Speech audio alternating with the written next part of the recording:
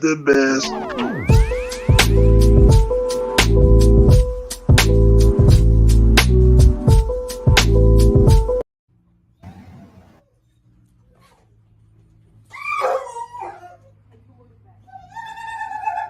What's up, honey? What's up, honey love? What's up, girl? What's up, honey love? I see you. What you doing, Red Sonya? What's up, Sonya? Fat Mama Sonya. What's up, Fat Mama Sonya? What's up, Fat Mama Sonya? What's up, Mayday? Lord Mayday. What's up, boy? What's up, Lord Mayday? What's up, my boy Doc? What you say, Doc? What you say, Doc? What you say, Doc? It's my big boy, Doc. What you say? All right. Since we are live and we are back with another episode, another week of Game Dog Talk. And we got together today another special panel. We have the legendary schoolboy, Mr. Richard Garcia. How you doing today, sir? I'm doing good. How you doing?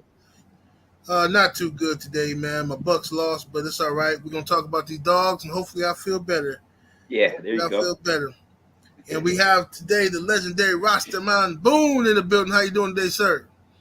Yes, I am calling KW 78 action. Yes, sir. Yes, sir. Words of wisdom. Yes, sir. Yes, Rastaman in the building.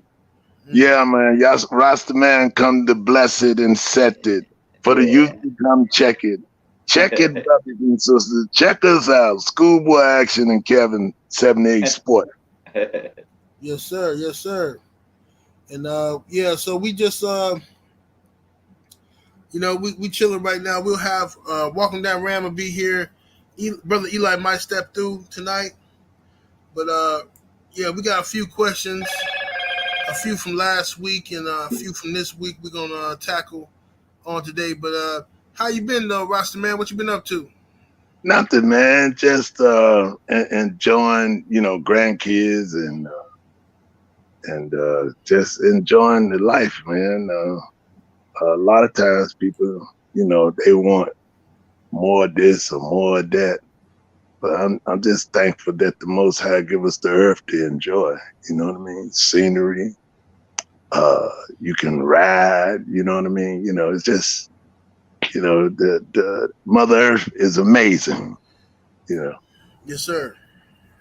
Yes, sir. Mr. Garcia, what you been up to? How you doing? Doing good.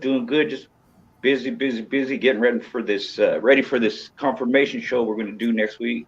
Me and Ram running around, but like Rastaman said, enjoying life. Happy to be here. Absolutely. Yes, indeed. Well, we'll start off with the question from last week. This question is, you want to do a roll call? Yeah. Let me do a quick roll call. Let's do a quick roll call. Shout out to the people in the building real quick. Let's see here. Kevin Bacon in the building. What's up, man? Eugene Williams. Main Event Mark, salute family. R.A. Nixon. Sean Don Productions.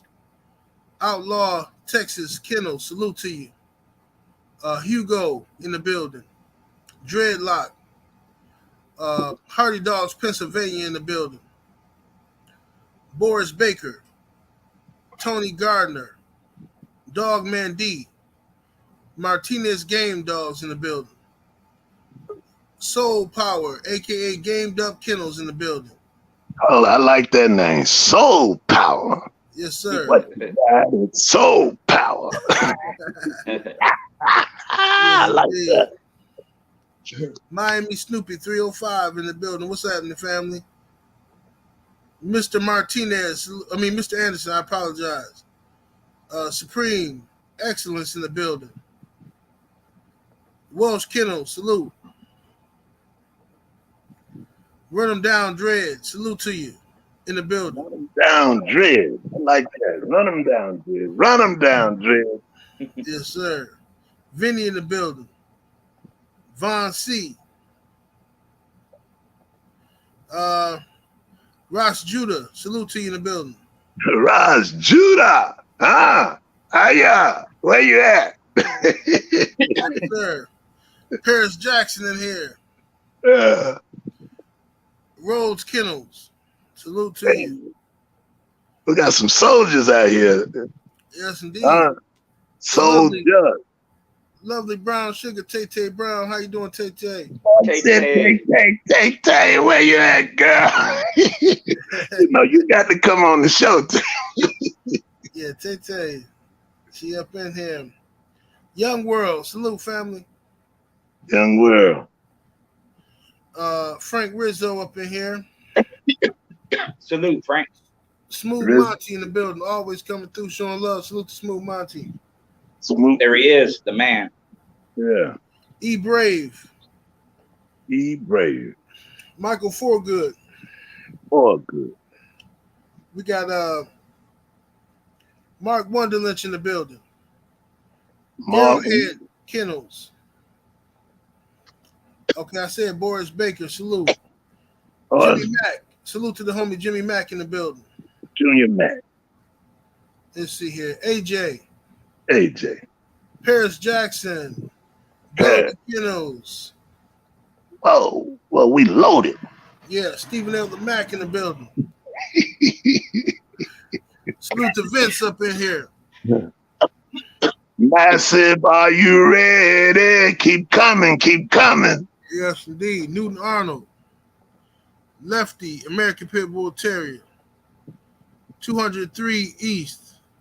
203 East. Impact Kennels.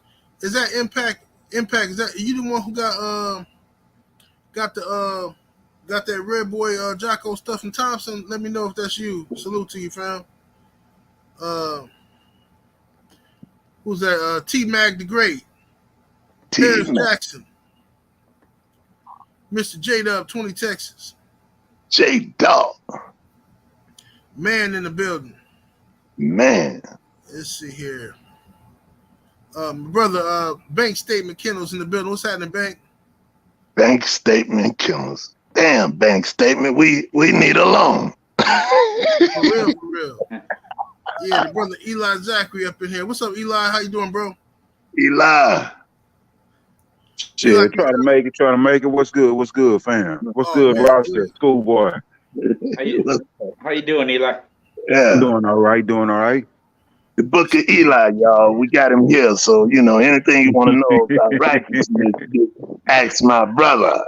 Yes, indeed. Salute to everybody that's in the building, man. I can't read everybody, but I appreciate all of y'all for being here. We finna cook, man. We finna go ahead and cook. All right. Let's get down to it here. Smash that like button while y'all in the building, ladies and gentlemen. And share the video, spread the word, all that good stuff. All right. So let me get to the questions from last week. Anybody on the panel got any experience with cable runs? Yes. Okay, so question is, what's the panel's opinion on the best way to set up a cable run? How long should it be? What type of cable to use? And how to anchor the whole setup? I'll start with you, Rasta man. Back in the day, I had a friend of mine that worked for the cable company, and the cable that they use on the poles, the telephone poles or the cable poles, to hold them up, you know, and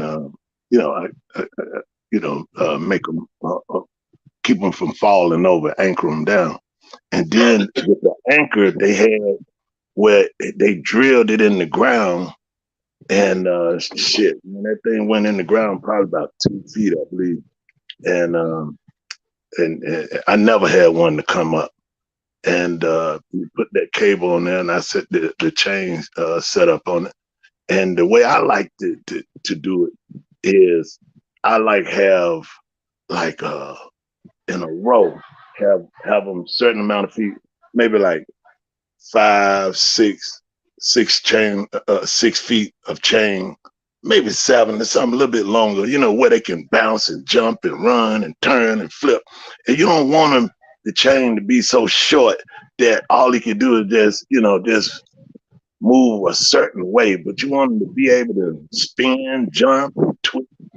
And I found, believe it or not, I found that right there was and feeding the right way, because I played with it. And you could feed one the right way and bring them off that cable. But you got to do things to get him active, you know. I ain't going to get into all that, but that cable is just as good as anything else. Yes, sir. Yes, sir. Any other experience on the panel with the cable runs? Any advice, Mr. Garcia? No, I didn't use them, but you know who had a good setup back in the day was Darren Tupper. He used them religiously. Right. I think he went from tree to tree, something like that, and he even used them part of his pre-keep, you know, because they get a lot of exercise, you know, like they might do like have the water at one end and then have something else at the other end, or feed at the other end, you know, right. Something to get them to work back and forth, you know.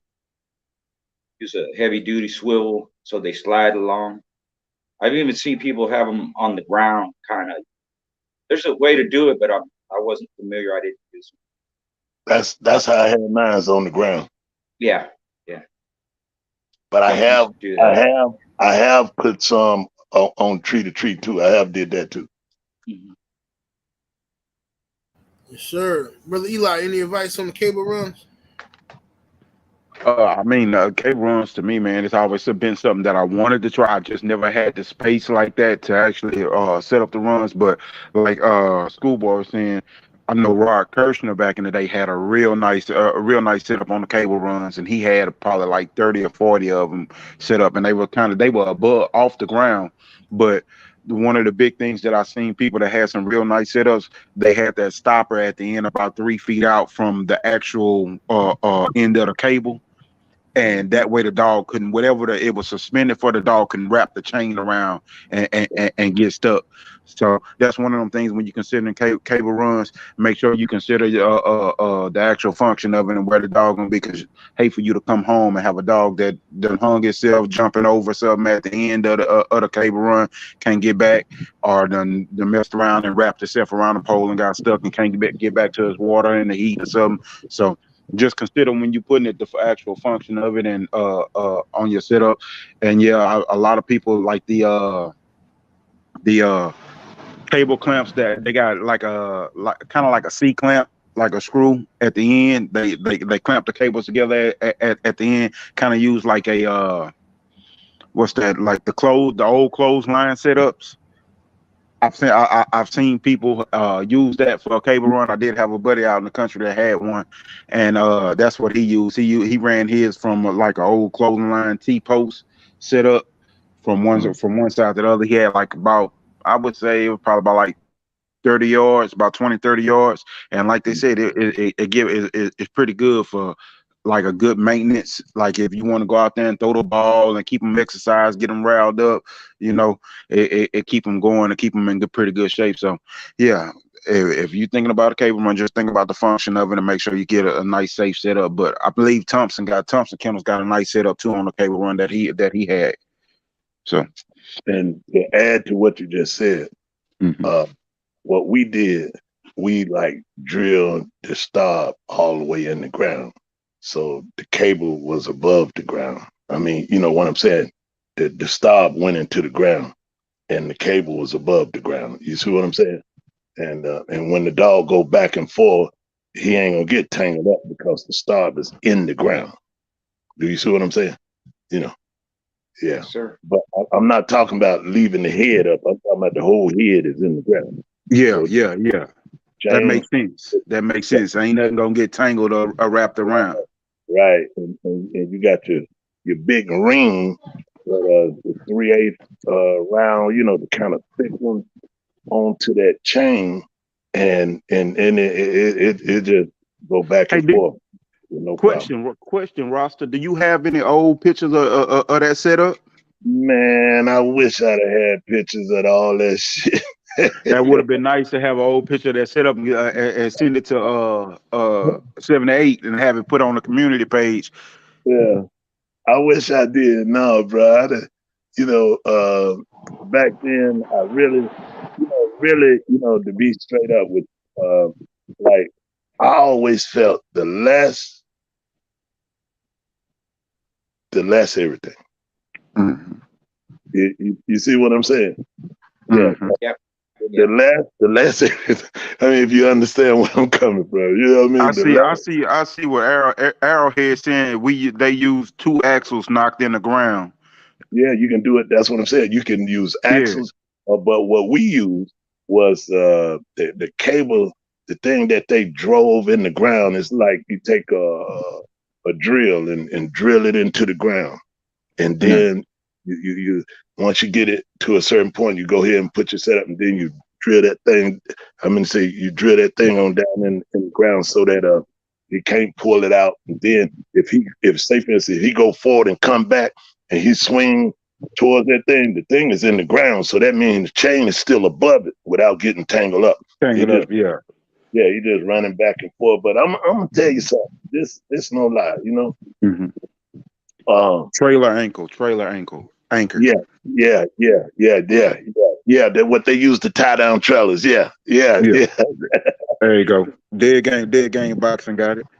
Yeah, and that right there, that cable, man, that cable is something special. And I know, most people probably ain't seen it that way, because if you don't understand, if you never played with it, I played with it real good, and I like the results. It's something special, but you got to be out there with them. You got to make sure, you're getting it in. You know what I'm saying? And and it's different ways you can do it. It's different things you can do. All you got to do is use your imagination. The whole set is can I put myself in the best position to get the most out without overdoing it? And most let you know when they get to a point like, yo, this is a little too much here. You know what I mean? But you got to be able to see it. Like a lot of people say, oh, he won't mow. He get tired like that. He won't mow, right? Yeah. Everybody got different philosophy.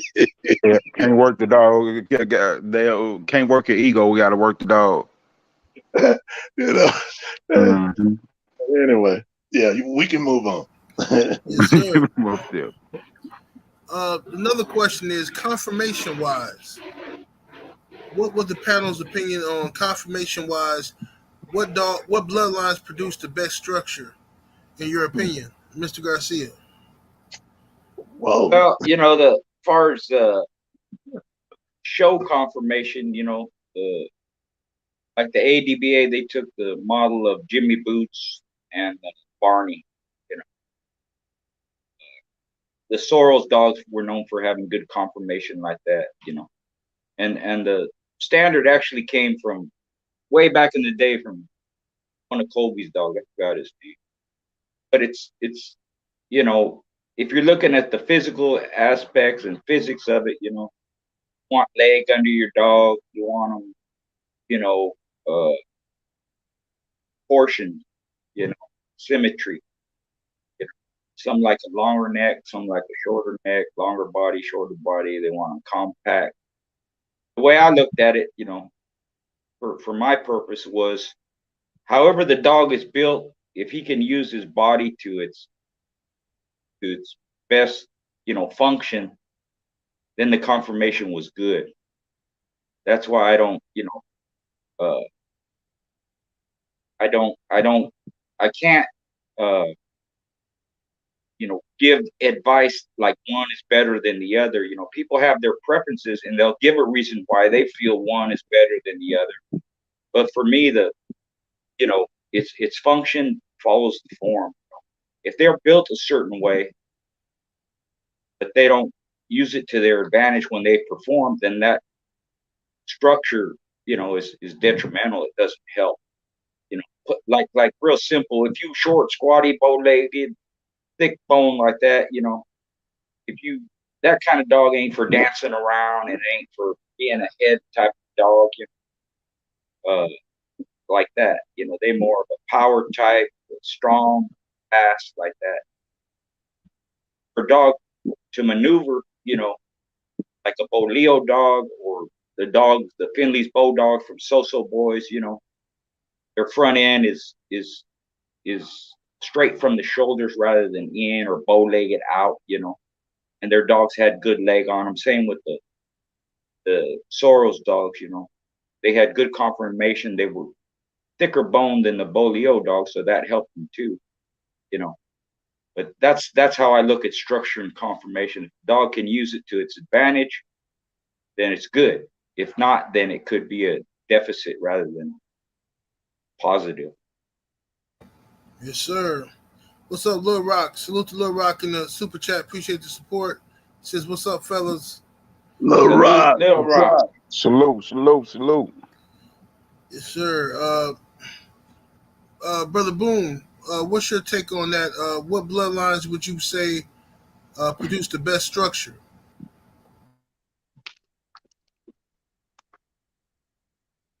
Okay, that's a real good question. I believe that in the different lines that you know I've seen some good structure in all the lines.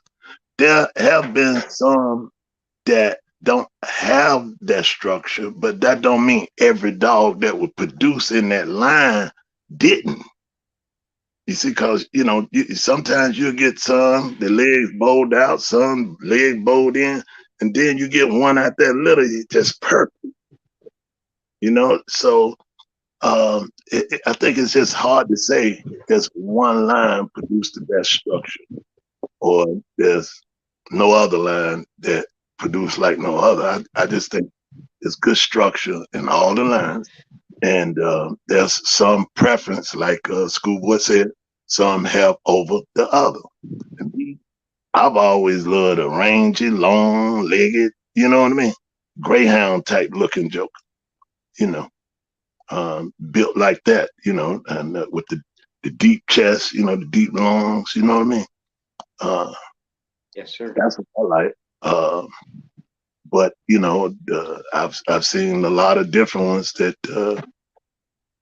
didn't have that length and all that, but still had good structure. And I just love all the lines, you know. I love all of them, man. Shit, motherfucker, I had one that had his leg broke. Hell, he got them walked around with the leg up under him. Shit, I love that motherfucker.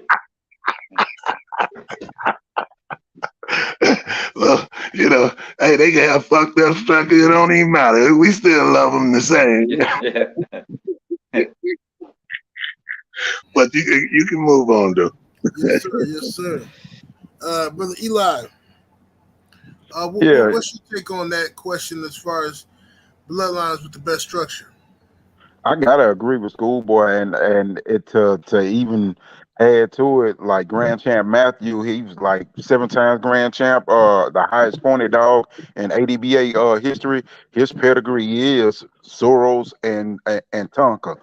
So it kind of gave exactly to what Schoolboy was saying. Still Hard's Grand Champion Matthew. He is the highest pointed dog in ADBA history, and he is a Soros Tonka bred dog. So I mean, I love those two right there, Tonka and Soros. They throw some pretty good dogs, but it all depends on who you get it from in their selection too.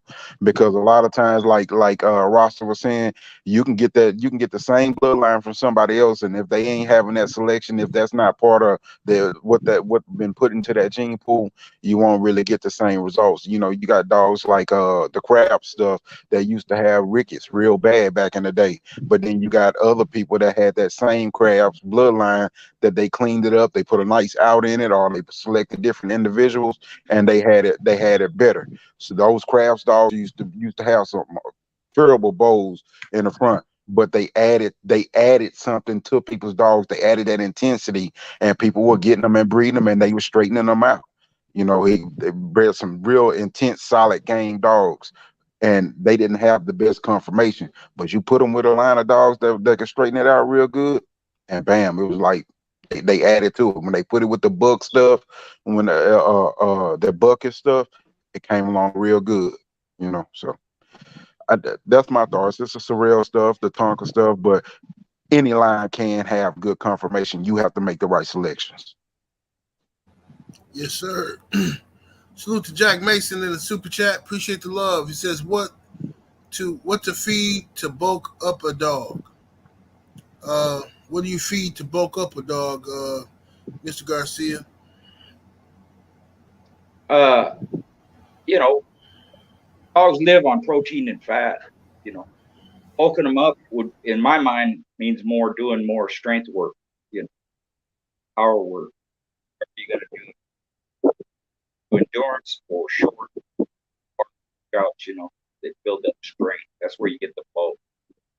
I don't really like bulky dogs because they can have trouble maneuvering if they're over bulky. You know, if you look at boxing, like Mike Tyson, you know, he looks buff, you know, and he was. But if you look at his muscle, like on his arms, they're more longer than round. You know? He wasn't built like a bodybuilder. He was just a little tank. Same with Joe Frazier.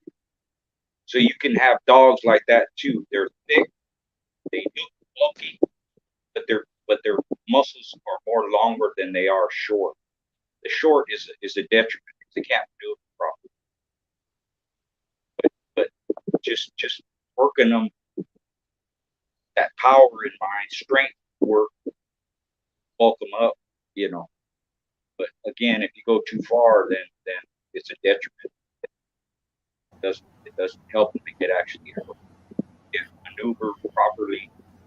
They can't move in the way that they would want to. You know, their mind's telling them to do one thing, but their body can't respond because the muscles get in the way. You know, so you know, fat is energy. Use protein to build muscle. You know, and yes, it's all how you work them basically that builds them the way you want them.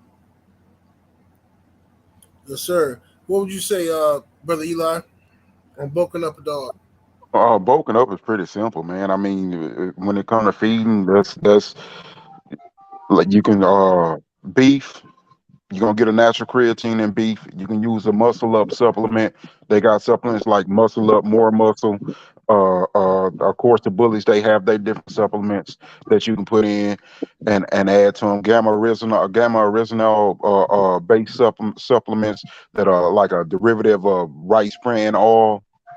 Though that'll help you build muscle.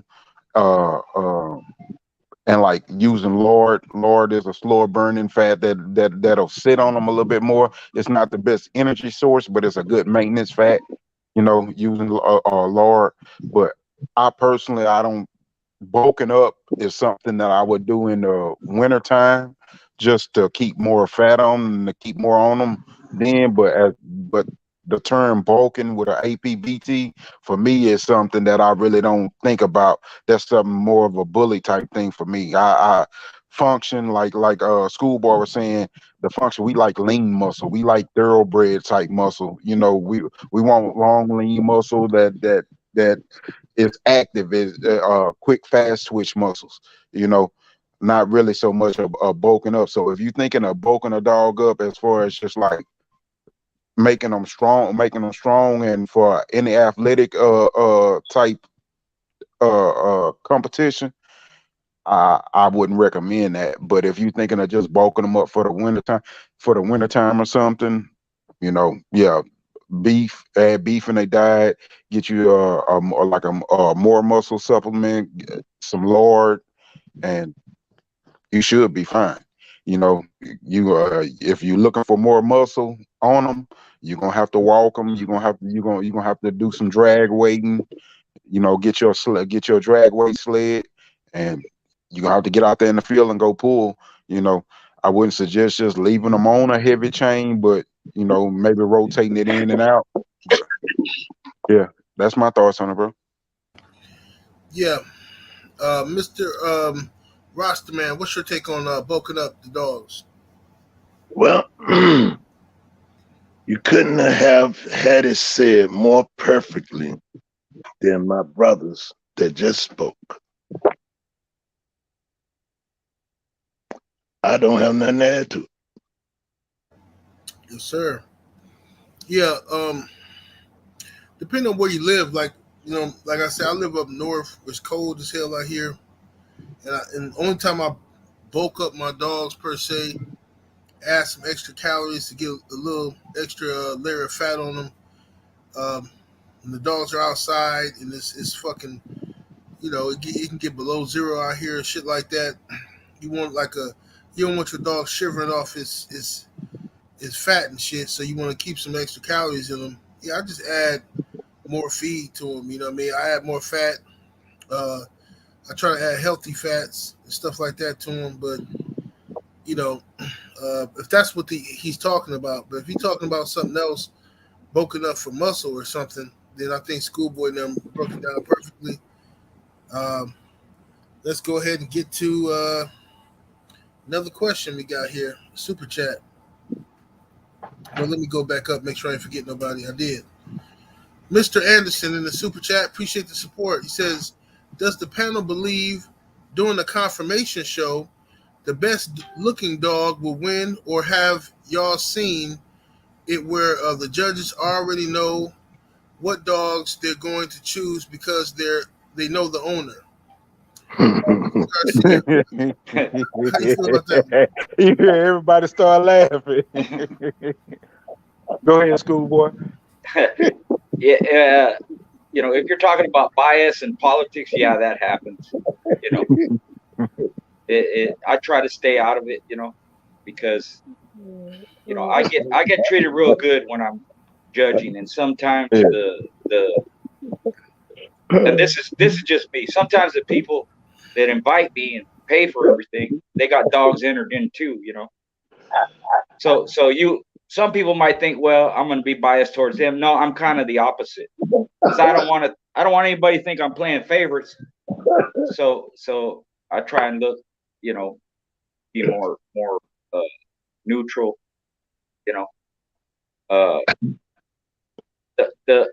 If you're saying best looking dog, as far as conditioning, a clean dog, no sores on them, like that helps a lot. And with me too, it's the attitude of the dog. In confirmation terms, it's called tight. If the dog is not timid, not shy, maybe a little aggressive, it's confident, that helps a lot, And in one case at a show I did, I can usually tell which ones I'm going to pick. I'm still going to go through the motions of checking out their confirmation.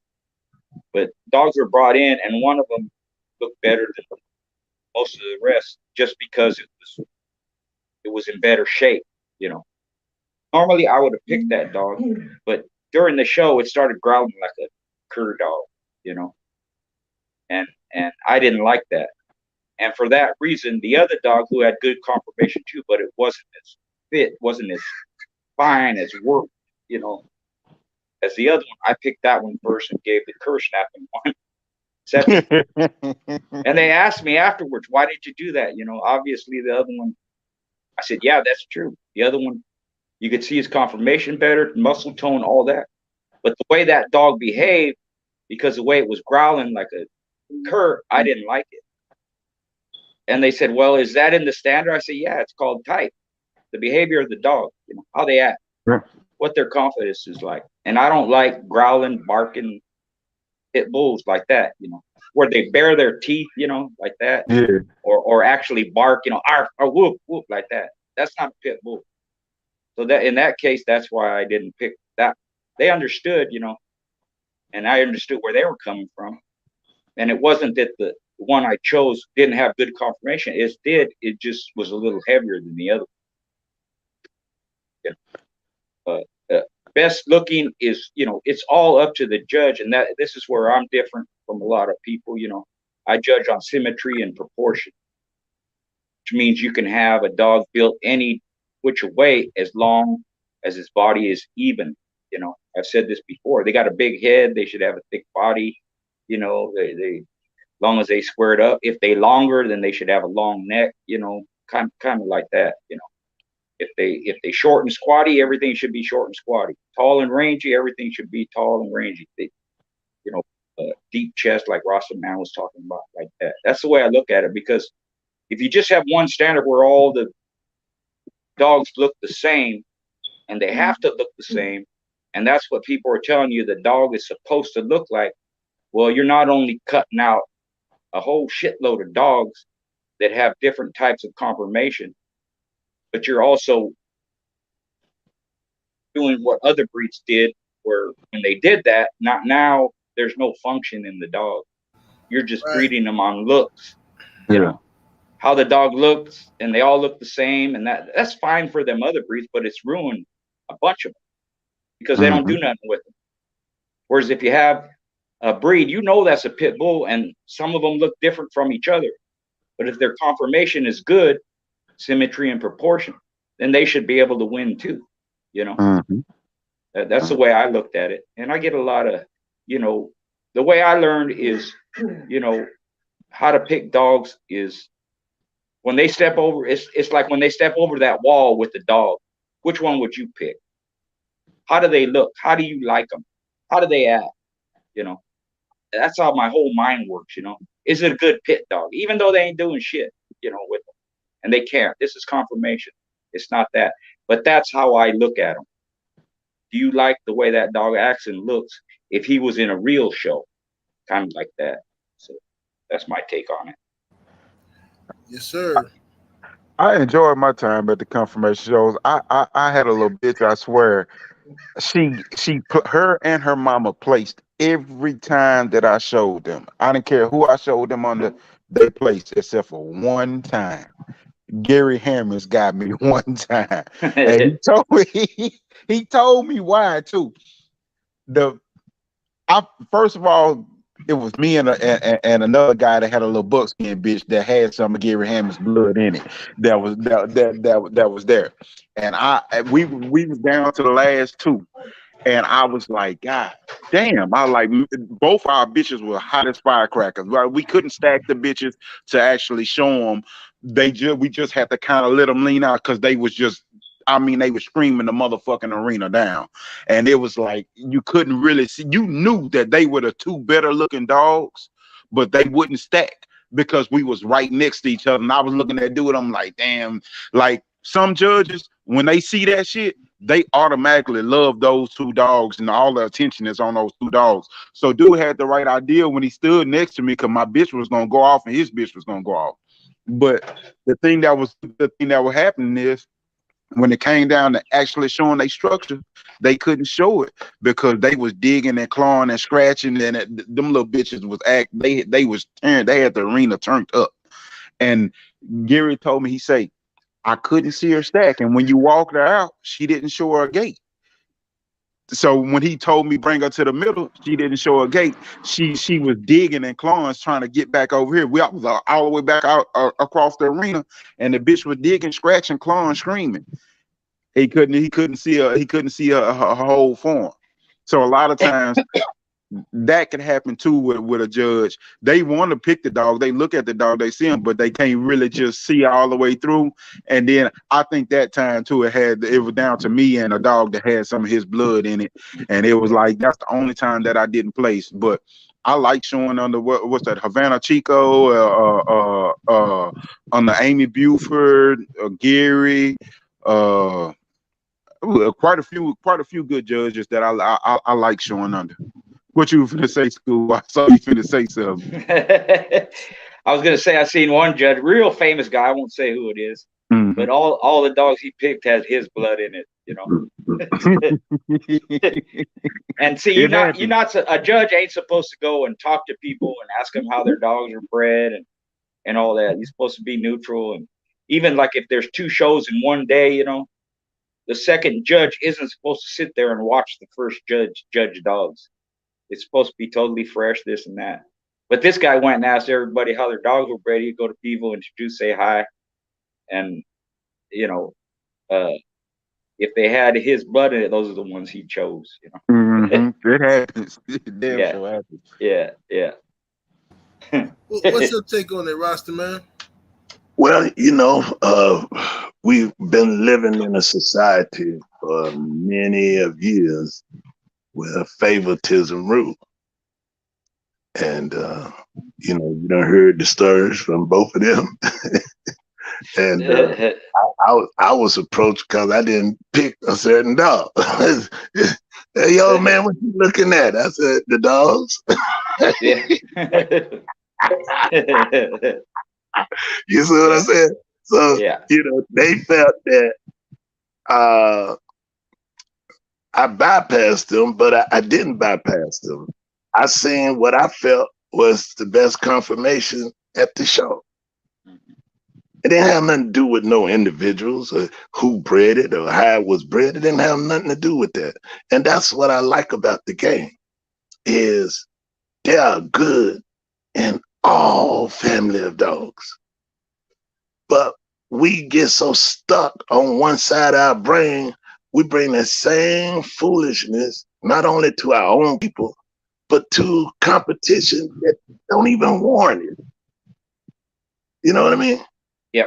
You know, if the judge make a call, that's it.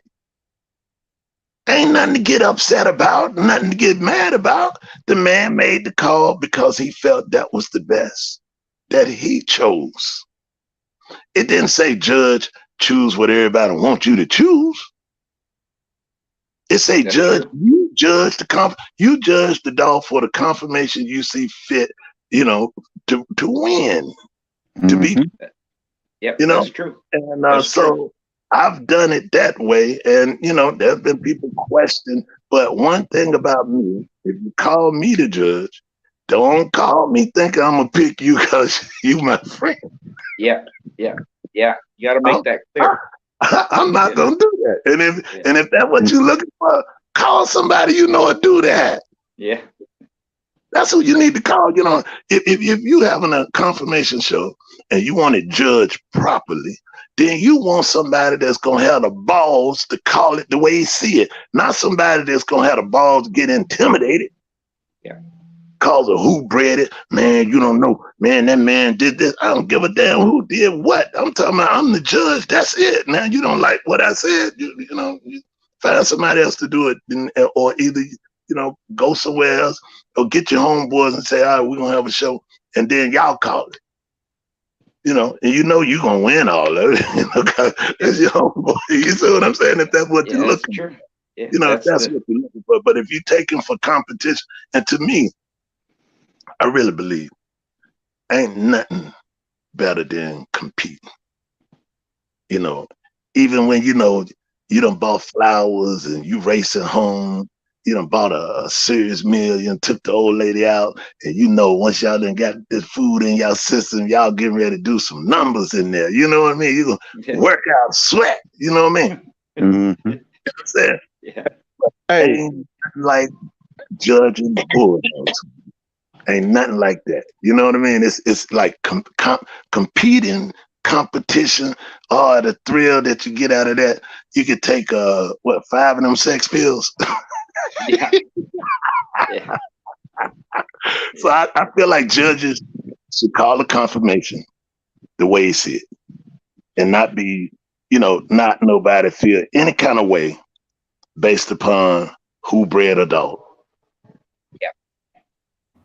There you go, you know, regardless of how big the class is, only 3 people are going to be happy. You know, first, second, and third. That's it. And a lot of it is opinion. And you know, even afterwards, you can come and ask the judge, you know, well, how come you didn't pick my dog, or what about this and that? Well, they would come and ask me that, and I would say, well, which one's your dog? And they'd like, you don't remember? No. looking at you. I'm looking at the dog. I barely remember who handles the dogs in the show ring because I'm paying attention to the dog, not you. So I tell them, go get your dog and come and tell me. Show me the dog and I'll tell you. So they bring him. I tell them, well, your dog ain't got no teeth. He missing teeth, or he got, he's too fat or whatever it is. Then I'll remember. But, that's kind of my out in that, which I really don't pay attention to who's handling them. I'm looking at the dog. Most people don't get that too. Hey man, I just wanted to say, B&B Buckshot, man, I just wanted to give you your props. I seen you around for years, and dude, you had some hell of a good looking dogs, man. For real, you had some hell of a good looking dogs, bro. So I just wanted to give you your props. I seen you in there, seen you come in, and you always had some nice looking dogs, and I always kept a real standard, man. Big up to B&B. Yes, sir. Chisholm 98 in the super chat. Appreciate the love. Says, remember, some dogs with bad structure throw good structure dogs. Salute, man. Yep. Yeah, that's true. When you see like for instance, we talked about the bully son dogs, the long stuffy stuff, and the long baby, even some of the Arts Missy stuff, they're short and squatty. But when you breed them, there's something with some leg or loose line breed them, bam, the structure comes up. They got leg under them, They could be heavily bred on that stuff, but because they have certain crosses in there, now you've improved on that structure, and they have some leg under them. It happens a lot. That's why people used to do that catalyst cross with the Chinaman and the spiking alligator. They used to get them alligator legs and get that alligator range, but they would still had a body of those Chinaman dogs, a body of that spike dog, and still had a nice mix of durability, a nice mix of power and range. There you go. Well, I can say this about the Chinaman dog. I don't think they needed a mix for their confirmation, because no, not at all. I remember way back, I had a son off of Chinaman, and his name was Gray Eagle. And I'm telling you, man, that dog was one of the best confirmation looking dogs I ever want to set eyes on. He had that wedge head. He had the nice angles. His body, his structure, he was so he was full and lean with it. I guess, come from playing with him or whatever. But when I got him as a young dog, he was just naturally muscled up. But man, once we got the trimming him down, man, good God, man, he was a machine. So now I'm sure a lot of people then crossed the Chinaman dogs to a lot of different stuff and probably got some great confirmation. But I'm just saying, Chinaman threw good confirmation anyway. Yes. Yeah. I mean, now I can't say everyone, you know what I mean? But I can say I knew Gray Eagle. He was probably one of the best looking bulldogs. And then I ain't gonna lie, I did a couple years at the show at the Bulldog Hill pig picking. Some guys brought a young guy brought a Chinaman dog out, and man, good God, I was like, whoa, man, he just looked so massive and powerful, And so Chinaman throw some good confirmation dogs. Yes, sir. But I'm sure if you cross it, you still gonna get, whatever you're looking. Yes, sir. Salute to Smooth Monty in the super chat. Appreciate the love, man. He says, a confirmation judge bias? Yeah.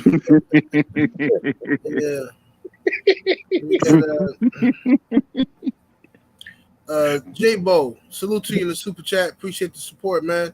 He said, what is the best way to go about last week of keep before confirmation show? Brother Eli.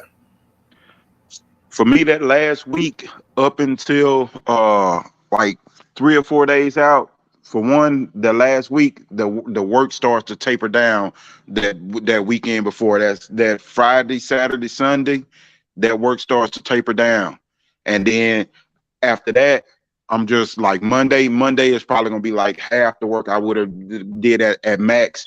And then Tuesday is just gonna be a little bit of light, little flirting and a little bit of light meal. I mean like 15 minutes. I mean, just enough to keep their legs fresh, and enough to for them to enough flirting for them to get used to the new muscle, the newfound strength they have to be able to work with that burst and know what type of agility that they really have. That's the only reason why I'm really flirting. And after that, shit, we just gonna rest. We're gonna rest. We're gonna go for a little walk. We're gonna go for a little 15, 20-minute walk the next days. We're gonna come back and we're gonna rest. We're gonna sit around the house. We can get some rub down, some love, and shit. We're just gonna cool out. You know, nothing special, nothing significant. Just don't overdo the work. Some people go crazy and they want to work hard all the way up to 3 days out, 2 days out, and you ain't allowing your dog to rest and recover. Make sure you taper that work down the right way, leading to that Wednesday up into there. I did my little light flirt polling and go on the walk, and I'm cool. After that, them next 3 days ain't no work coming, man. Ain't no work coming. We just gonna walk. We just gonna chill. We're gonna rub down, and we good. Yes, sir, Mr. Garcia. I'm pretty much resting that last week. Yeah, pretty much the same thing. As an example, for example, let's say I got them peaked at 10 miles running, whatever. So the Saturday before the show, if the show's on a Saturday before the show, the week before, I'm gonna run that 10 miles. Then Sunday, I'm going to run 5. I'm going to cut it in half every day. Sunday, I'm going to run 5. Monday, I'm going to do 2.5. Tuesday, I'm going to do 1.5, 3/4. Wednesday, Thursday, Friday, it's just rest mostly. Mm-hmm. And what you're doing is you're monitoring their water intake. If they need more fluids, you give them more. If they need to cut back, you don't give them as much. They'll go off their water when they come to peak anyways. Mm-hmm. That's how you peak a dog. And the last 2 or 3 days, all I did was walk them out at the same time, which would be like right before the show, to empty out, loosen up, warm up a little bit, put them up. I didn't do nothing. They rested all day. For the show, when the show comes, you want them loose, relaxed, rested. And then when they hit that confirmation ring, you want them on point. You want them focused and, ready to go. Like Eli said, a lot of people, they work them, they overwork them for one thing. They don't give them enough rest days, and they want to work them right up to the day before the show or 2 days before the show. Work them meaning work them hard. They're still running them 10 miles, 3 days out. That's too much. The body needs to recoup. And maybe next week we can talk about it. It has to do with the caloric intake too. At that last week, that you ain't losing no fat. That's all been taken care of. What you're monitoring is the moisture and the rest, basically. Mm-hmm. And it may not click in someone's head, but that's how they come to peak. Not from the work that you do the last week, is from the rest that you do the last week. Exactly. Backing off, you're tapering it down, and you're giving them some work, but you ain't taxing their body. You ain't putting stress on their body. You're backing off, and that tells their body they want to do more, but you ain't giving it to them. And they want to do more, but you ain't giving it to them. And it just helps them come to that peak. They're amped. They want to go. You give them some work, but not a lot. And as you back off, they want to do more. They want to do more. Well, when the confirmation day comes, they're going to give you everything. They're going to come out 100 miles an hour, balls out, balls to the wall, because they've been building up to that. They've been waiting for it mentally and physically. And they're going to give it to you, or they should. If they ain't focused that day, if they ain't sharp, if their gait ain't proper, the way they walk, the way they look, the way all that, then you're off. You missed it. Either passed it, or you ain't come to it, or whatever. They just too damn tired, you know. That's how I did it. Yes, sir. Rasta Man, what was your take on that? It's called priming. It's like priming the bathroom, priming a car. You got to prime the dog. And to understand that, it's not to take the advantage of it. It's to do everything to prepare him to do battle. You know, when he get to that confirmation show and everybody got their dogs out there for the judges to look at, you got to make sure he in the best form he can be in to be the best he can be. And it don't come with running them in the dirt or running them in the ground, or you see he can give you a whole lot and you just got to continuously see if he can give you more. You don't have to do that. Both of these guys have spoke highly intelligently in what they do. Everybody got their own way of doing things, but yeah, man, it's all about letting him prepare him and then let him prepare to explode. You know what I mean? You want the explosion.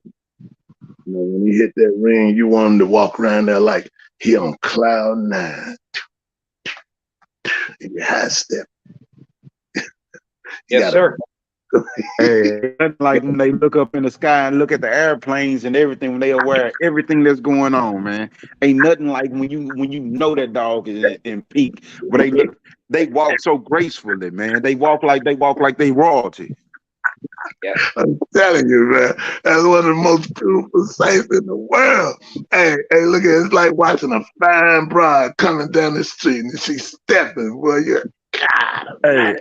Hey, I remember I stepped in the ring one time and everybody just stopped.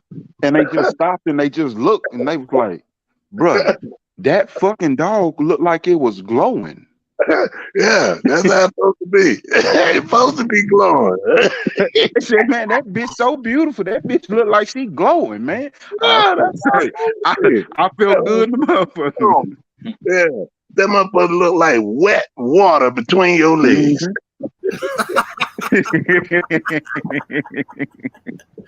You know what I mean? Hey, and railed out and so hard when you thump it, you hurt your finger.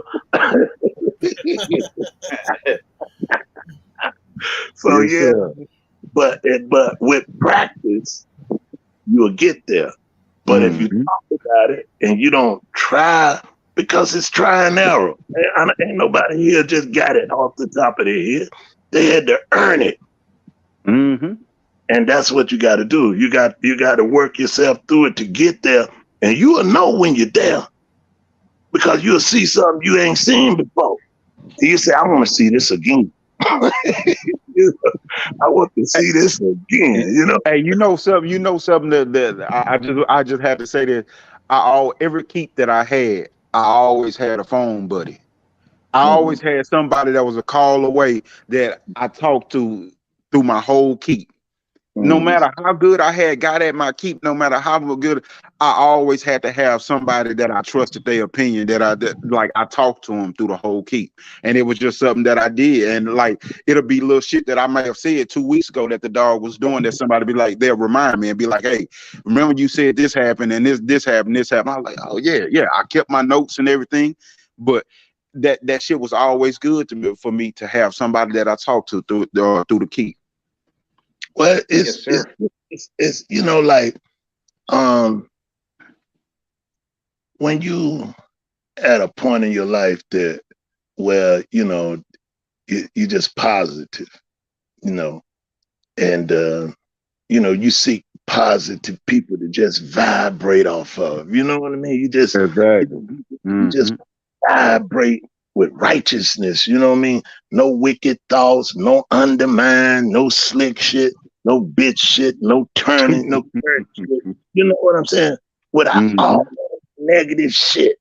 You know, you just want to vibe the right way. Man, ain't nothing like it talking to somebody that feel that what you feel. Because a lot of times we be wishing our old ladies, you know, cause we in the house with them more than we anything, but they might not see it that way. You see what I'm saying? You know, you want to vibe your baby, say, baby, I'm doing this, I'm doing. Well, I don't care nothing about them damn dogs. You know that shit. Hey, schoolboy would say in your household everybody love the dog. That's what I'm saying. See, so just think about that. In your household, everybody love the dog. Man, you know, you can do a whole lot of things because the love in the household. But you know, we come from a black household. Let's be for real. The old lady come in the house from church and shit talking about you go feed a dog. Motherfucker, hey, you gonna make a cuss. He just got out of church.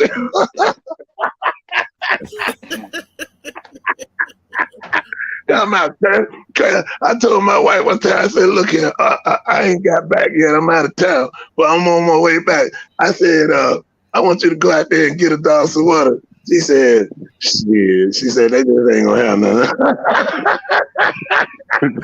nothing. They'd be all right till you get back. I was like, damn, you know, I was kind of a little pissed off, but you know, what can you do, you know?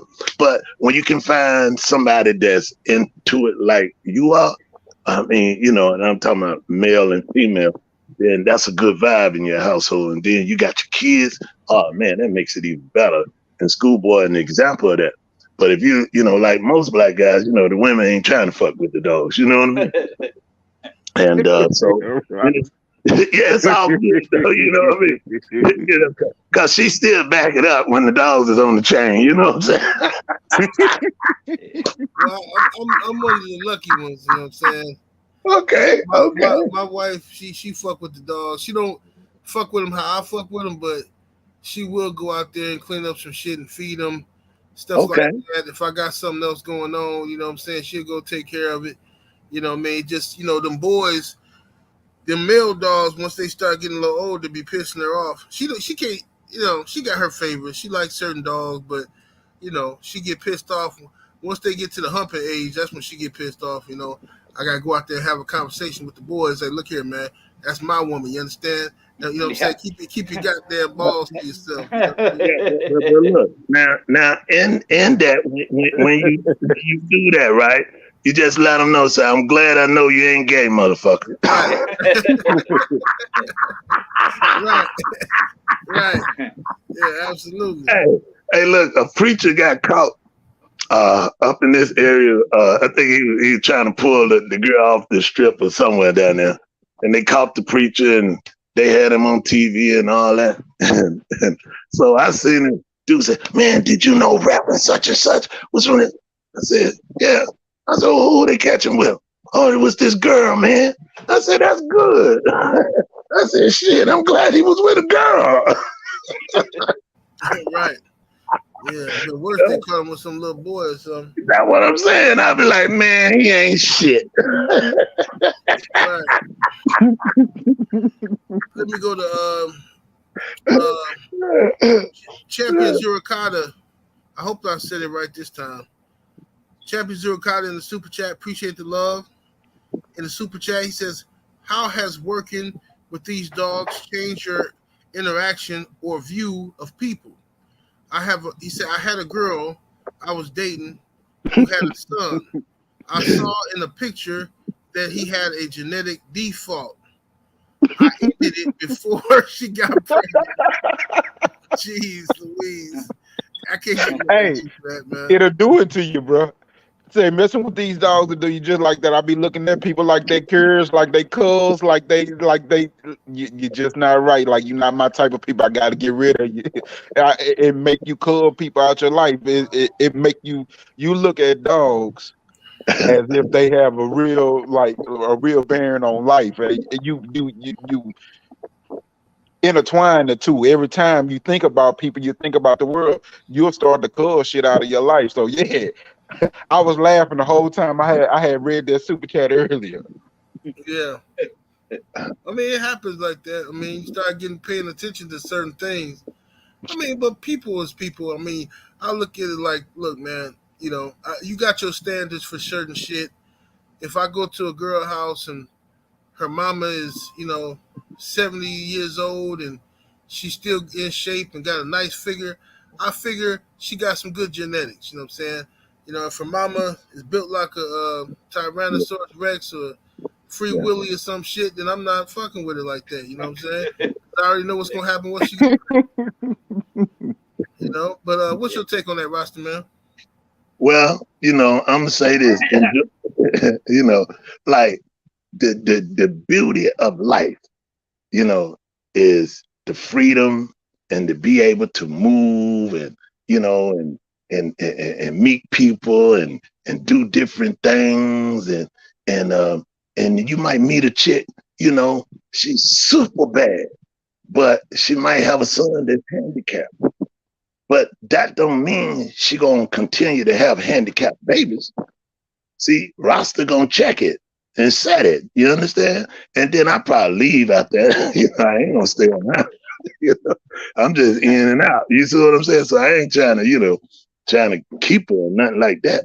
But then you got to use protection to make sure that you don't make that baby. You know what I mean?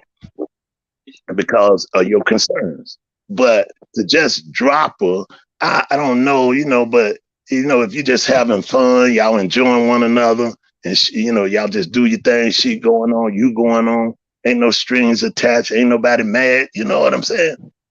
I wouldn't recommend, if I was the brother, I probably would, have kept kicking it with her, and you using condoms, I mean, shit, you ain't got nothing to worry about. Yeah, but then again, I can't get mad at them because, you never know. I'm not mad. Yeah, no doubt. I just think if she heard him say that, she'll be wholeheartedly hurt. And so we ain't in the business of hurting people. You know what I'm saying? No doubt. But just think about that. Okay, if you had a daughter, right, and she was handicapped, and then, the Joker dropped her because she had a baby, I mean, because she was handicapped or whatever, you know what I mean? I don't know, man. I just think if the mama was healthy and the kid was handicapped, then, maybe the two genes didn't work or something was going on at that time. I don't know. But if you using condoms, you wouldn't have to worry about that because you ain't going to make no baby. You know what I mean? But if you plan on making... Dog man D say raw is law. Boy, you gonna come back with something. Say what now? Dog man D in the chat say no Rasta man, raw is law. Raw is raw? No, raw is law. Oh, it's law? Man, fuck that goddamn shit. Hey, I bought it. I got goddamn box of them motherfuckers, man. Fuck that shit. Hey, look here. I'm gonna tell you something, brother. Now, when we were younger, I ain't gonna lie, in the 70s and coming on up, you did your thing. You still use, condoms, but now, shit, I ain't hitting nothing without it. Yeah, they got some shit now. Got to have it, bro, man. Fuck that shit. Hey, look, I ain't been to no doctor for no venereal disease or none of that. I'm gonna keep using them motherfuckers and until I'm out of here. Yeah, absolutely. Use them motherfuckers. Now, if I was just hitting my wife, then I wouldn't use none. You know what I mean? But goddamn it, the different girls, man, shit, they be goddamn getting it up to everybody. And then here you gonna think you the only one in there?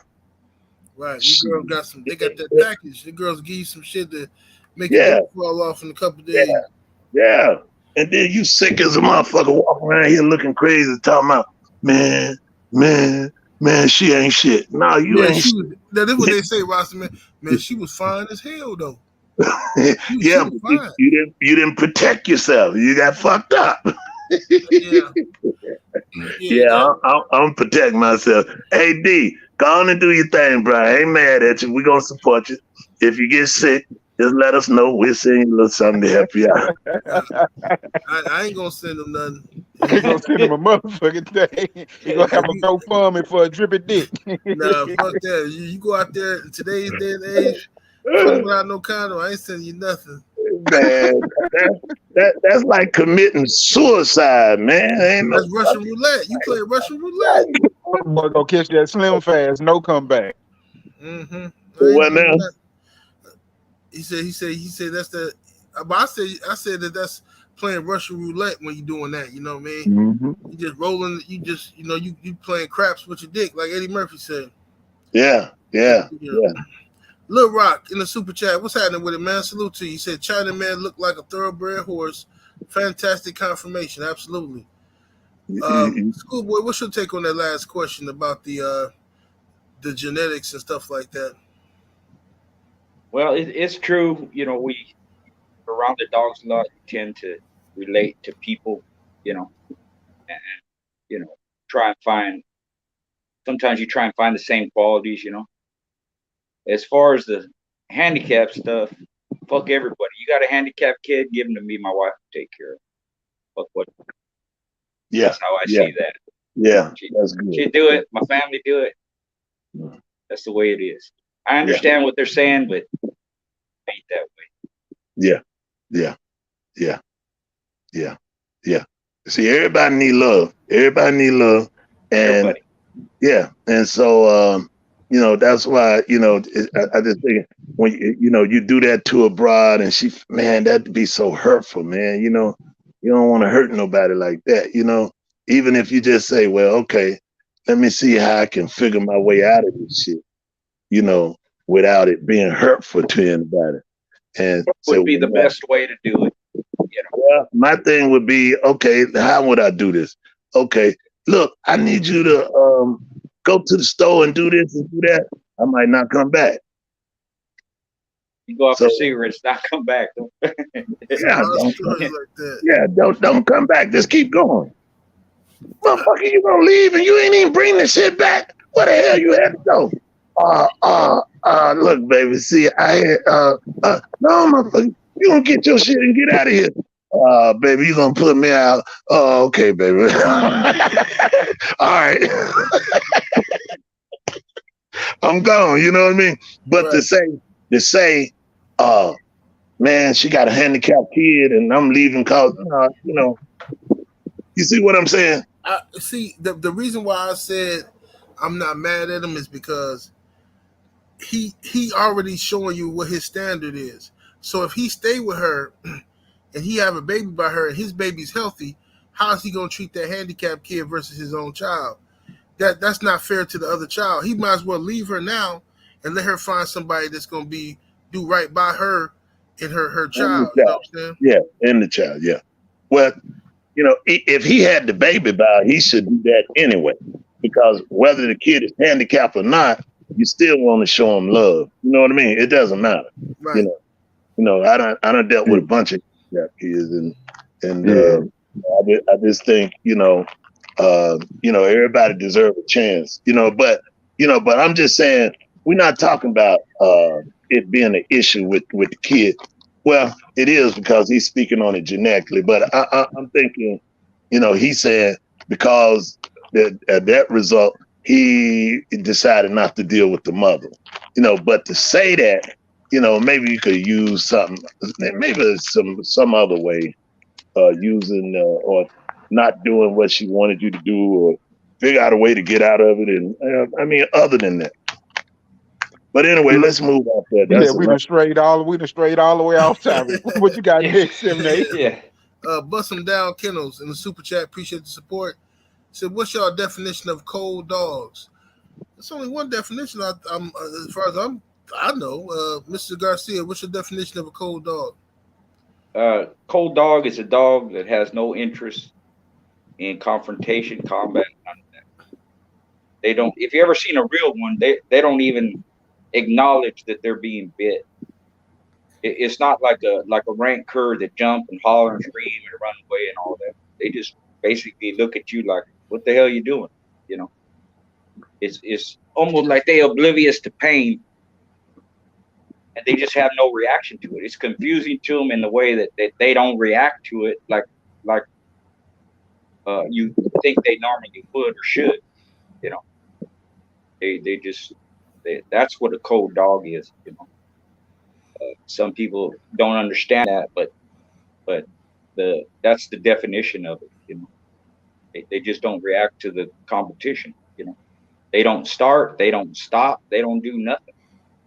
They're just there. Yes, sir. Might be wagging their tail playing. They like it's nothing to them. Like It's like that. Yeah.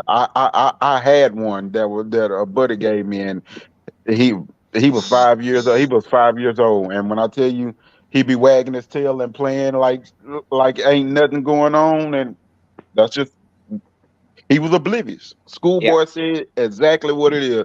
They're oblivious to any kind of combat, any kind of situation that is. They in their own little world. They don't care about that.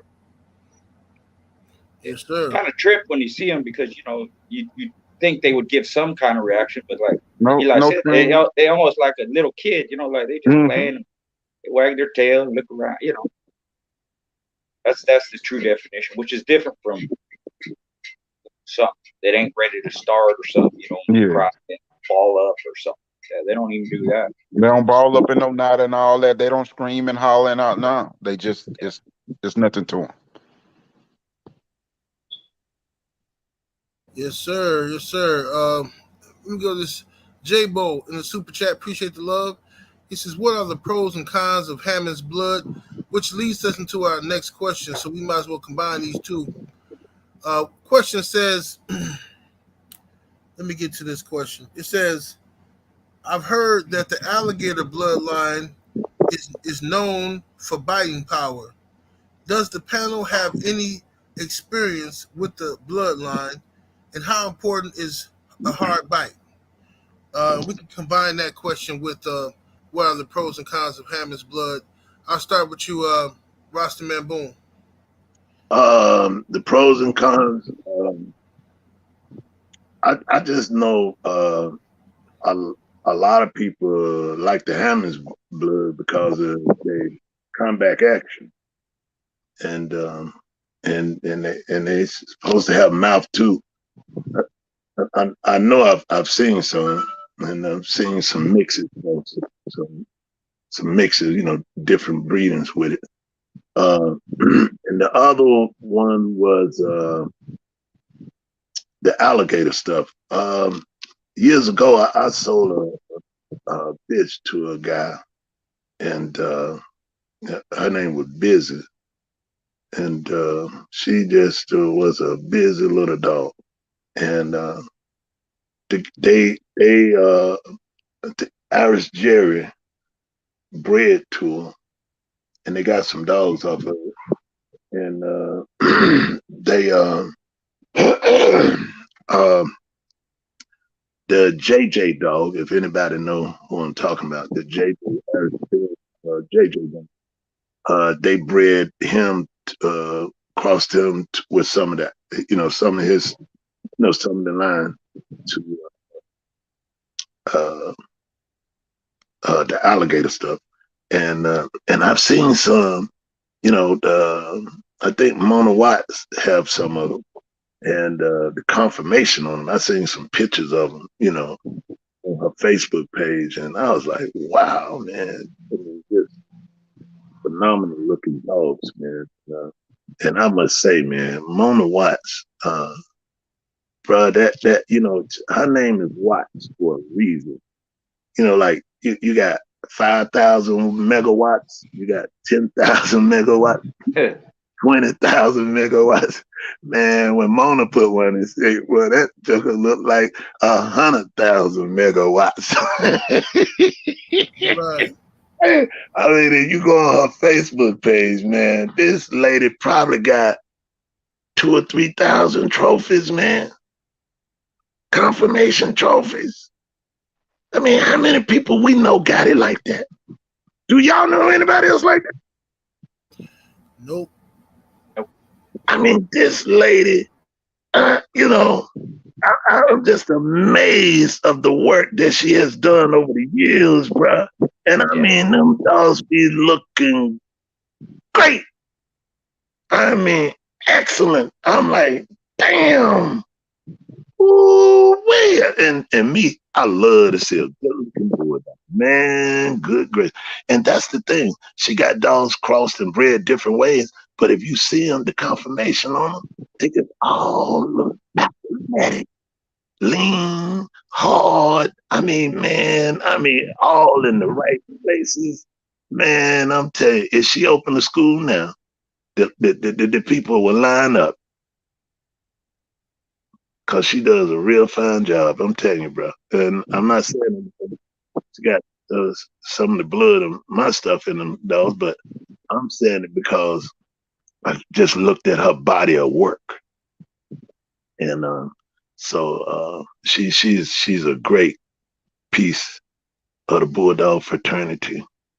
And if you just enjoy looking at dogs, go on, find her Facebook page and go on there and look at them dogs that she be showing.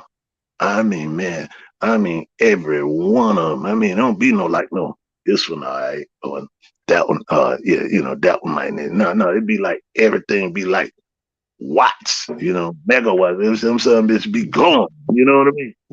So, I had never thought about saying it, but I just need to say that because she's really worked hard to do what she do. You know what I mean? Yeah. She's very dedicated. Yeah, you got that shit right, bro. I ain't lying, man. I mean, you can see it, You can see it. What's your take on that, Mr. Garcia? The Hammond's blood, alligator blood. Yeah, the ones I'm familiar with was down from Rufus, Hammond Rufus, and dogs like Champion Brutus, Champion Clorox, Champion Beast, Red Man. Got the female Scratch and Stitch had. Reggie, I think her name was. Champion Reggie. Sam Curry and Tommy Curry, they had some of that stuff. Ronnie Anderson had it, The straight ones I seen, they're thick, rugged, durable, kind of slow, but you cross them with the Bully Son, that's my favorite way to do it. And you have a complete dog. It could be stuffy long baby stuff, or Arts Missy, the Bully Son, Buster, stuff like that. But I like when it's that way with most bloodlines, you get performance when if you do it the right way. There's a 50-50, 3/4, 25, whatever it is.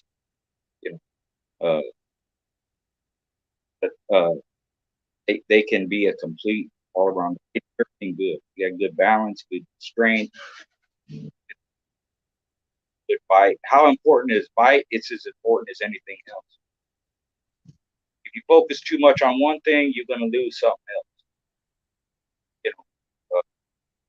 Sometimes people get caught up in that. They like what they like, and I understand that. But if you're basing your dogs on one or two traits, then you're limiting your dogs. And yes, bite is important. It's not more important than hair or gameness or intelligence or anything. That's what I tried to breed, well-rounded dogs, all around athletes, that type. If they got in a spot, they could deal with it. The ones I like were the Hammonds, Rufus, cross with the Bully Son stuff. Bully Son Carver, if you want to call it. Rufus is Carver love too. Yeah. Right. All right. What's your take on it, Brother Eli? For me, the pros and cons. I think that somebody said it in the chat. As far as one of the cons is they can be man biters. Like that's one bloodline that I know producing dogs that I did not fucking trust. Like I just did not. Those Hammond's dogs I just did not trust. Like it's a few of them that I just did not trust. Like they will produce man biters, But pros. One of my biggest things when it comes to Hammond's dogs, they are huge for their size. Whatever weight they at, they seem to tower. We had a few good ones, and the ones that I really like, Schoolboy was saying, the Rufus stuff. I like the stuff down from Racehorse Haynes through Lucky Law Dog. I like the stuff from that. I like it when it's crossed with the Tonka Red Baron. I like it when it's crossed with the bullets and stuff, and Rascal. We had it crossed good with Rascal with a Rascal Chinaman's male, and got good results from that. So when I think of Hammond's dogs, I don't mouth is not the first thing that I think of when I think of Hammond's dogs. I think of that size, the range, the durability. I think of smarts, and I think a good natural win in a lot of them. I don't really think of mouth when it comes to, but they do tend to have good mouth on certain strains of it. Like the I think it's the Park Gator stuff is known for his mouth, but when you think of hammers, most people think of size, durability. They think of being able to get that range. They think of getting good smarts, good air from 'em. Because of that range. They tend to have good air. Now, every once in a while, they will have that what you was describing, schoolboy, that palate where they have that Flap of skin. Yeah. yeah, that flap of skin where they have that breathing issue. Every once in a while, they will have that. And I think that's something that Alligator himself even had, if I recall right. So, but yeah, that's my thoughts on it, man. I mean, they're a good catalyst blood. I like them at a quarter. I like them at a quarter. Yes, sir. Salute to Uptown Tito in the super chat, showing love. Appreciate the support. He says, salute to y'all OGs. Y'all teaching me a lot. My question is, are y'all familiar with Rocky Kennels and Captain True Game? He says, what y'all think about their dogs? If you're talking about the brother that's on YouTube, I'm sure he has some good dogs like everybody else. You know what I'm saying? There's good dogs and bad dogs, and nothing's guaranteed in the Bulldogs. You know what I'm saying? I'm sure he has. Anybody on the panel familiar? No. Yeah, I think he's talking about a brother that I first saw on YouTube. But yeah, I mean, he looked like he got some good dogs. I never had any from him, but yeah, if you're interested, you should probably try them, check them out, and see if you like the dogs, man. Put them in some confirmation shows, All right, let me get to this next question here. What makes a good foundation dog? Rastaman Boom. What makes a good foundation dog? Yes, sir.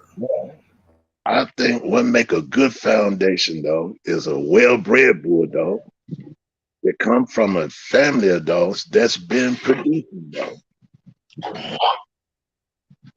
And you can take that dog and I remember back in the day when we first started, you got dogs from here and you got dogs from there, and you just had a whole bunch of dogs trying to figure out what's what, and then we just decided, say, you know what, let's just take the best of what we got or what we get out of these dogs, and then just breed off of it and see what we get, and we got a lot of good dogs off of it. So I just think figure out what family of dogs you want to experiment with, and make sure it comes from a family of good dogs, good genetics, good conformation, and take your chances and go from there. And hopefully you'll win a lot of confirmation shows like Mona Watts. Yes, sir. Yes, sir. Brother Eli, what's your take on a good foundation dog? I mean, a good foundation dog for me. When you're talking about good foundation dog, you're talking about a brood dog. Most people want to start with a female, so I'll just go ahead and start with that. If you're talking about a good foundation brood bitch, you're talking about a bitch that probably, if you buying the bitch and you're not raising her, you want to buy a bitch that you know is a good mother, that you know is a solid, that's a solid performer herself. You know her background, her family. She produced the traits of her family. You know what consistency there is from her anyway already, and you know that she represents that. You know, if you getting a bitch that you raising from a puppy, then you want to know the family, and you want to know that that bitch is what she's supposed to be. You want to know that once you breed her, you won't call her foundation until you see how she actually does with her pups, what she actually produces, and what's that. So knowing is what makes them a foundation dog. When you know that this bitch produced this, you know the consistency of the litters, you know the consistency of her family, what's behind her. That's when you find out if she your foundation dog or not. You can't just look at the pedigree and be like, "Ooh, that bitch bred like a motherfucker." That's a foundation bitch. You know, you can't just look at the dog. "Ooh, she look good. She built like this." She a foundation bitch. If she represent what she bred to be, if she represent her lineage, if her family shows consistency. I like consistency when I'm talking about breeding dogs and when I'm talking about passing forward traits. Like Schoolboy was saying, for me, like I look at more than just mouth. I want gameness. I want air. I want smarts. You know, I'm looking for different. I'm looking for different little things. You might even look at your dogs and say, "Hey, they teeth too small." That was one of the things that the alligator dogs were known for. Sorrel's dogs were known for having big teeth. Different things like that. You know, you might look at it and say you need bone density. You know, I'm pretty sure Schoolboy, that was part of you getting them Jeep dogs for the durability and that tab stuff and how big those bones were. You know, Yeah. those Yes, things sir. are things that you have to, yeah, those things are things that you have to look for and be able to know when to insert into your dog. So a dog can be part of your foundation, but they may not be the full, may not be the full foundation. You may be able to play ping pong back and forth on the yard with a few different dogs that add different traits when you see it missing, but you have to see it in order to call it a foundation dog. Yes, sir. Mr. Garcia, what's your Yeah, take on a foundation dog? pretty much what Eli said. A foundation dog is one that retains certain traits, the ones you like, and they're able to pass those traits on. Their potency, you know, their ability to do that. And honestly, in my opinion and experience, doesn't matter how the dog is bred. There's inbred, line bred, loose line bred, heavy line bred, outcross, all of that. It's the individual that matters most. But you'll have more success if not only is that dog a good one, but the litter mates were good, the parents were good, and they produced the grandparents at least that far back. Consistency, like Eli said, that's what you're looking for. The individual itself is the most important. And then what you do with that individual once you find out that they can produce, and the only way to do that is to breed them with seed, is you inject that individual in your bloodline, in your family of dogs every once in a while. He could be the sire, he could be the great grandsire too, he could be the uncle, he could be the cousin. But himself or herself, like Boyles did with Dirty Mary, half brother, half sister a lot of times. She's in most of his dogs' pedigrees. And the same with the male. He's in there, you want it on both sides, as much as possible. And again, it don't have to be heavily inbred. People have to get away from that, the pedigree and how it looks, and height, and this and that. It don't matter if the dog can't produce. It does not matter what their pedigree is, how they're bred, who their daddy was, who their mama was. If they don't have the traits that you want and they can't pass them off, they ain't worth shit. They ain't.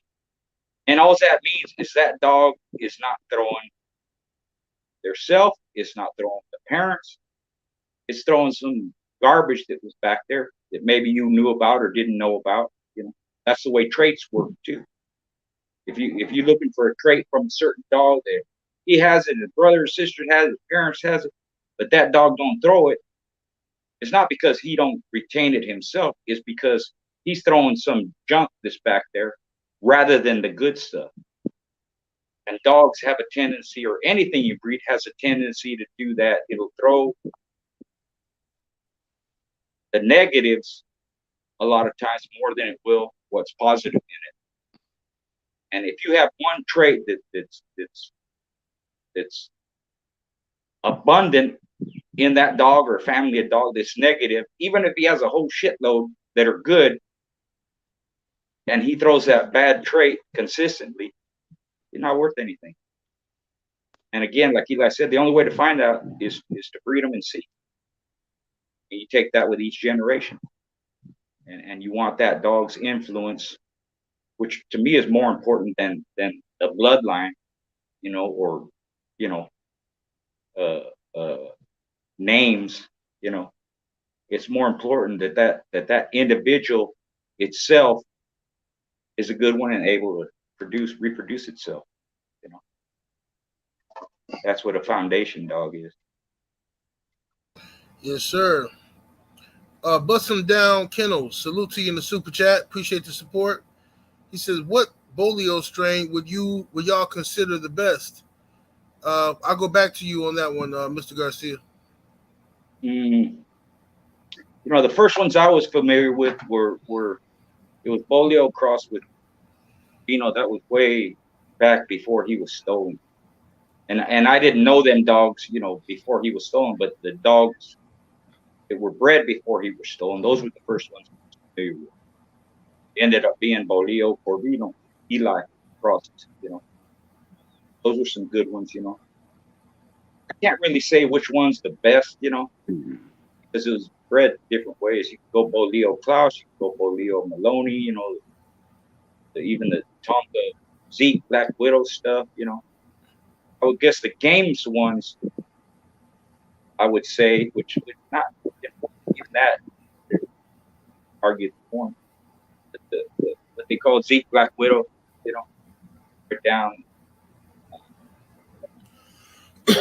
like Tudor Spike Black Widow or DIBO Black Widow or Zeke, you know, the Bolio is actually Zeke Black Widow, you know, that kind of stuff. Extremely game dogs, you know. Were you referring to like the Crusher stuff? I'm not familiar with that. I'm more the you know, the Maloney stuff, the Carr, you know, Bill Carr stuff. Gotcha. You know, a lot of the stuff from Oklahoma, you know. Even the, you know, Tonka Red Baron stuff, kind of like that, you know. Yeah. I really like the Tonka dog because, you know, like we were talking about, they have a little bit better bone structure in them. You know, but hell, even the, you know, back in the day, those Bolio Carver stuff, like champion middleweight champion Greb, you know, Grand Champion Hope. That was kind of Bolio, you know, Princess kind of Bolio, with the Buck, you know, Tudor Spike's brother. Like half brother, half sister off of Buck, bred the Bolio stuff. Champion Catfish, Grand Champion Hope, stuff like that. That was the stuff that Russian Bill and Carl both had, huh?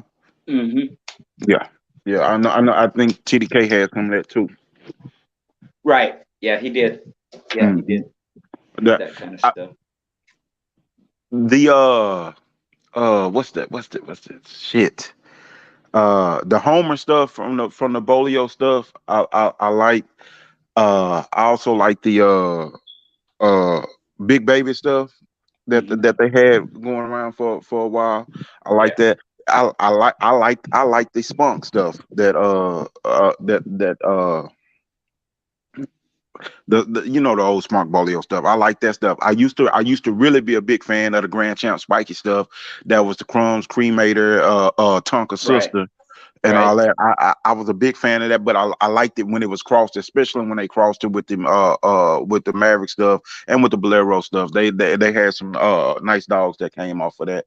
So I mean, when you say Bolio, it's a large, wide array, and like Schoolboy was saying, I've been saying it. The Tonka stuff, I love the Tonka stuff because of like he said, the bone density, the durability of them, and they tend to be more complete. They tend to be more complete animals, you know. especially if you get it from the right place. Like everybody don't have like great Tonka stuff, and if when you look at even like the Gaston line of buck dogs, that buck stuff resembles more the Tonka dogs, the true nature Tonka dogs, than most people would know because of the Bodine stuff that's in that. That's a good source of Tonka. You know, so I like that Bolio, and like they had the what was the Anderson Rose cross and all that stuff, the Right. old Carver cross with it. Yeah, Yeah. the Holtz, what's that? Holtz red, the Red Rock stuff. I remember That them. was Bobby Smith from Texas had that Yeah, Red Rock. Yeah. yeah, Yeah. the meatheads, Keys meathead stuff, the old the Johnny Griffin stuff, the Charlie dog. Yeah. Now you talk about dogs that are complete and that like they when you get a good one, you got a good one, and they give you the full bang for your buck. Those Yeah. dogs are real solid old school dogs, rugged, Right. durable, old school dogs. Yeah. Some people like that Invicto stuff. Yeah. What that goes back to. Mm-hmm. I saw Champion Buck. I think he was. He fought on the same card that Champion Brutus, who was also. I forgot who we went into. I think he won his third on that night. That's some of that old Rose and all that. They're all Oklahoma dogs. Also. That's where they come from. They're actually from Arizona, and a lot of them were in California, but Tonka was in Oklahoma, and Billy, and there was a few champions. He has a lot more champions than what Oh yeah. given Oh credit yeah. for. He's got about 13, 14 champions right off of him. And the guys just took that and run with it. Showalter and Anderson. Mm-hmm. The Sherwood and all of them. Yeah, Tommy Sherwood. Mm-hmm. Mr. Gray had a lot of that. Yep. Some of them were extremely game. Unbelievable. I can't remember. Did that Black Venom dog have was he Alligator Tonka? I don't remember. The ones I had was from Boyles. I like those. The earlier ones had more Bolio in them, and it kind of goes with the chat because the dog I had was a little bit of Hammond's blood in it. It wasn't I can't remember exactly what it was, but it was like 3/4 Bolio with the quarter Hammonds. That quarter Hammonds is really like the recipe for Hammonds dogs. Really, like using it as a catalyst. Mm-hmm. Mm-hmm. Yeah, that happens with it's like like the Bully Son stuff. I like it a quarter. It might have to be half when you start off, but by the time you get down to it, quarter is perfect. Eli quarter is perfect. Yeah, that's the way I like it. Did you know of what did you know of like the was it Ed Hinkle Tonka Red Baron Panama Red stuff? Did you know anything about those dogs? Not that, but a guy out here had fed to his bitch. I beat a son off of this female, and then he wanted to breed to my dog after I beat him, and she was Tonka Red Baron Fred T. Matson's Fred T. stuff. Yeah. They were game dogs, smart. They hit the muzzle a lot. Mm-hmm. Dog's muzzle get into his top. I'll tell you one thing: when you find these old jewels that's in somewhere and somebody just keeping a small yard and they still got their old stock, hey, it'd be some nice old dogs off them old Tonka dogs. Yeah. A lot of it's been lost through the years because of circumstances, but I have fond memories of it. They could fight. Them Bolio though, they love to fight, man. They wrestle good. They a lot of action. They shake a lot. And they're not just head dog. They fight the head. They'll fight the nose. They'll hit you all around. They'll go one side, the other side, go to the stifle. Real smart. They wrestle real good. Stay real close. They're fun to watch because they just love what they're doing. Yes, sir. Rastaman Boom, what's your take on your opinion on the best strain of Bolio dogs? Like I've always said that every strand produce good dogs. I seen some of that Maloney stuff, and then I've seen the boys Bolio mix, and I've seen a lot of them. I think they are. I've caught some of my stuff with it, and I think what strand is the best? I don't know which would be the best, but I just think it's good in all the strands. Yes, sir. What's up, brother? I am Trill Will. I see you in the building, man. Appreciate you stopping through. We got Dominique Bromwell in the super chat. Appreciate the support. He says, have people cross mastiffs with American Pit Bull Terriers for the box? I know they have in other countries. I don't know about America. You ever heard of that, Mr. Garcia? No. You're going backwards when you do that. Right. And you know, this is what happened in the past, and it may have still happened later on, but people matched anything. Whatever they had, whatever they thought they would fight. It could be mixed, it could be a German Shepherd, it could be a Mat, it could be all kinds of stuff. So somewhere along the line, and because how they read their history, people think you can do that. You can cross other breeds and have a good fighting. And I'm not saying there haven't been dogs like that. I saw a German Shepherd fight just like this game, but it took hold. It wasn't snapping and all like that.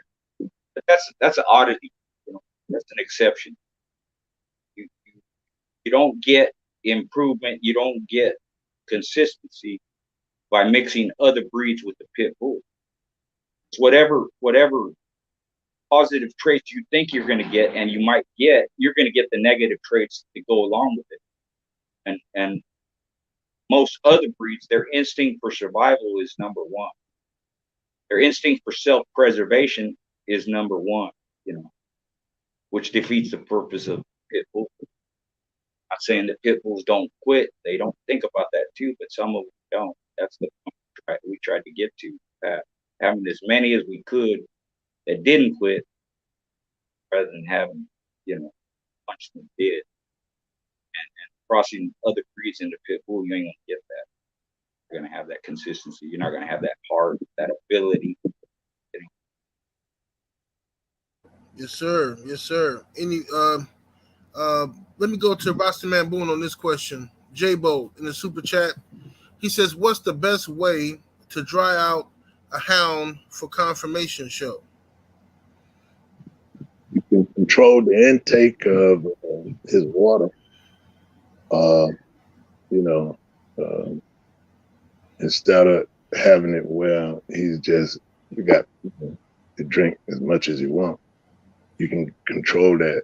What you give him, and or you can dex one, and that'll draw fluid off of. So it's different ways to do it. It's just a matter of the way you choose to do it. Anybody else? Mr. Eli, take that one. Yeah, what you think about that, Eli? What was the question? What's the best way to dry out a hound before a conformation show? For me, I mean, for a confirmation show, you don't really want to dry them out like that. You don't want to go crazy, but it's the same thing, man. If you give them an ounce of water per pound, and just walk your water down. Keep giving them free water, but just walk your water down from that ounce. Say if your dog weigh 32 pounds, you give them 32 ounces of water in their feed. As you start to get closer to your confirmation show, you start to pull out like 4 ounces of water, all the way down to like 8 ounces of water in their feed. And as you pull that water out, you're still offering them free water. They can drink whenever they want to, but as you pull that water out, you'll notice the weight start to drop down and start to adjust, and their body will fall in line, and you won't have to go crazy trying to take water, trying to dry them all the way out, trying to keep them from drinking water. Let the dog drink water. It's like a race car. The analogy I've always given is like putting a hole in your radiator and draining all the radiator fluid out your race car, and then going trying to race.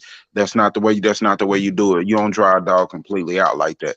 Let them have free water. But if you're taking the proper precautions throughout that keep, the proper measures throughout that keep, and then you slowly start to pull that water out, you'll see it. They'll drop it. They'll drop it away. Fighters do the same thing. Boxers, they do the same thing. You might have a boxer drinking 2 gallons of water a day, and then they make weight. They start to kind of pull that water back out of them. So same thing, man.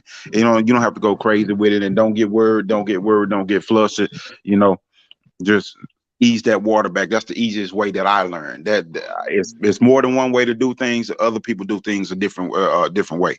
So don't say that I'm saying that's gold, that's God, that's the Holy Grail. Nah, that's how I did it though. Yes, sir. Mr. Garcia, any thoughts on that? Yeah, the purpose of drying them out, because drying out is one thing, dehydration is another thing. You don't want them dehydrated. You want them to have fluids, and there's a line that you don't want to cross one way or the other. People, they ask me all the time, what's the purpose of drying them out? And in real hot, humid weather, they can be a little bit more dry than they would, say, if you're way up north where it's cold, because there's moisture in the air. So one of the reasons you dry them out is so they don't run hot. That's part of it. And I'm speaking back in the day. The other part is you don't want them bleeding that much. They get cut. If they're wet, especially in the heat, they'll bleed like a pig. It won't stop. And it helps with them, swelling. They don't swell up as much. Again, I'm speaking of the past. Some will have massive cuts. As long as you don't hit an artery, it close up. You could see the damage, but it's not bleeding all over the place. If they're real wet, it won't stop. Now your dog's weak, and they'll end up running hot, like that. Mm-hmm. But you can monitor their intake. The simple thing that everybody does, is you pull off on the skin. It pops back real quick. They're too wet, especially the day of the show. It just, it drops down slower. Good. It's a simple way of doing it. Everybody does it. People may even do it today. I don't know. But that's a measure of, how dry your dog is, how wet he is. In the cold weather, you can have them a little bit wetter, and they don't have a tendency to run hot that way. But still, they might bleed like hell. That's really, those are the two reasons for drying a dog out. So you don't lose a lot of fluids, and they don't run hot. It just practice, It'll show even if you're doing, weight pull and treadmill race, wall climb, they'll run hot if they're too wet. And if you're entered in those sports, it's good to condition your dog for it and have a all-around athlete if you're entered in all three of them or two of them. If you're just doing weight pull, then you want to concentrate on that strength and doing those sets, over and over, because that's what you do in a weight pull.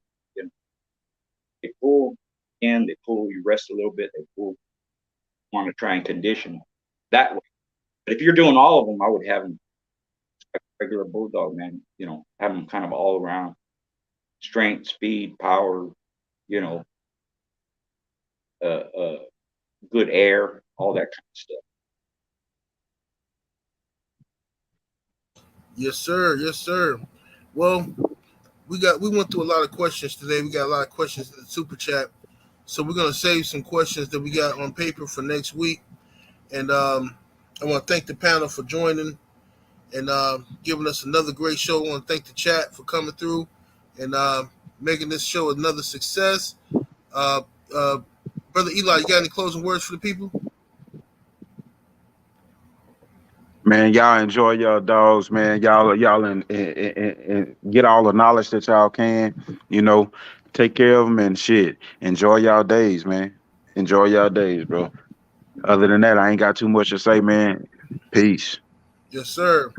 Rosterman Boone, any closing words for the people?